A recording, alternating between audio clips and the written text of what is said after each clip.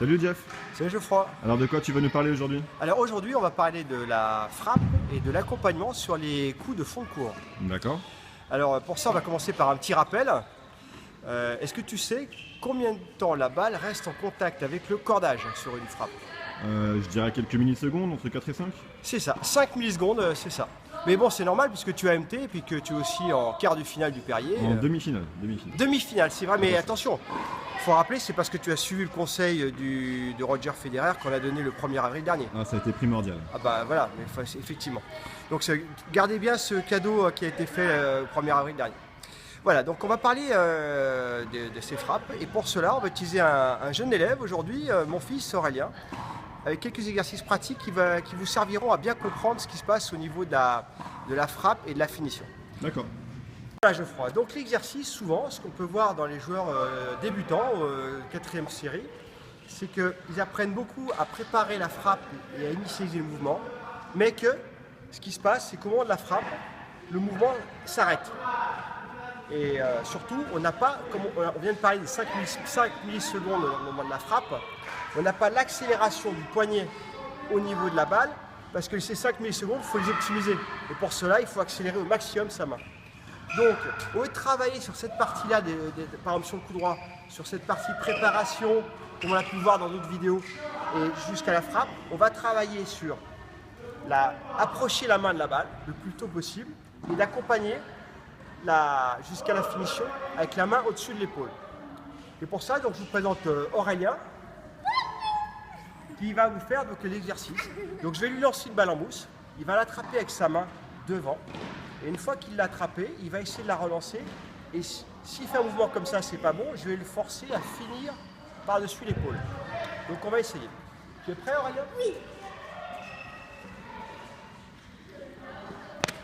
Alors on refait. Allez, on refait. Tu es prêt? Allez, on y va. Voilà, et tu relances la balle. Très bien, on refait. Voilà. Et là, on remarque qu'il finit bien, sa main finit bien au niveau de l'épaule. S'il arrêtait un peu avant, voilà. C'est comme ça qu'il va faire. Donc il est un petit peu entraîné, mais sinon, ce qu'on peut voir, c'est souvent que on arrête ta main comme ça. Regarde, essaye de voir comment tu fais bien. Voilà. Lance ta balle. Voilà. Donc maintenant, il a pris l'habitude de finir, mais souvent, ce qu'on voit, c'est un mouvement saccadé comme ça. Et c'est là où on apprend à se relâcher et à bien finir. Encore une balle, Aurélien. Voilà. Pareil avec l'autre main pour le revers.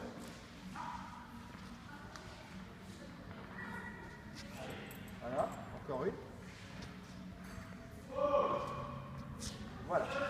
Donc ce travail fait, ça va vous permettre ensuite, une fois que vous l'avez bien compris, bien assimilé, de travailler sur la suite avec une raquette.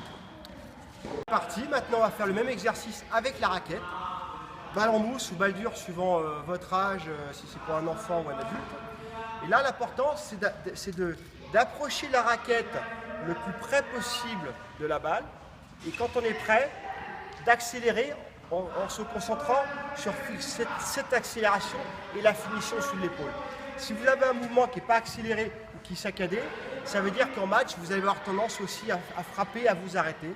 Donc c'est là où, en travaillant sur cette partie-là, permettra d'avoir le relâchement et surtout la précision dans la trajectoire de vos balles. Tu es prêt Aurélien? Coup droit. D'accord? Donc tu approches la main doucement de la balle et tu finis bien. Vas-y. On fait. Plus près que ça. Voilà. On approche la main doucement. Voilà. Très bien. Encore deux balles. Allez, on y va. Non, là tu as tapé la balle. Essaye de l'approcher le plus près possible. On t'accélère. Comme si tu voulais attraper avec ta raquette la balle. Allez. Même chose au niveau revers. Maintenant tu fais la même chose avec le revers. Tu approches. Voilà. Encore. Voilà, encore. Voilà, et on regarde que la finition doit bien, la raquette doit arriver derrière l'épaule. Voilà, c'est bien. Des exercices très importants pour travailler sur ces coups. Et pour un petit rappel, je serai beaucoup précis. Aurélien, donne-moi ta raquette. Voilà. Si je vais faire avancer ma balle, je serai beaucoup plus précis à la pousser comme ça que à faire un mouvement comme ça. Et au tennis, c'est pareil, c'est-à-dire que ce mouvement-là permet d'avoir une première accélération, mais il faut approcher de la main près de la balle. Et c'est à ce moment-là que tout se passe dans les 5 millisecondes, où là, à la fois j'accélère, et pour accélérer une balle, il faut être à la fois relâché et placé avec la raquette derrière la balle. Voilà Geoffroy pour le conseil du jour. Ok Jeff, merci et au mois prochain. Au revoir.